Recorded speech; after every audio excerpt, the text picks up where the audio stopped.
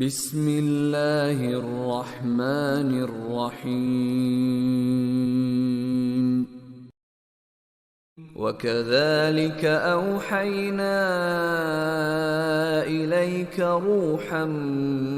من أمرنا ما كنت تدري ما الكتاب ولا الإيمان ولكن جعلناه نورا نهدي به من نشاء من عبادنا وإنك لتهدي إلى صراط مستقيم صراط الله الذي له ما في السماوات وما في الأرض ألا إلى الله تصير الأمور.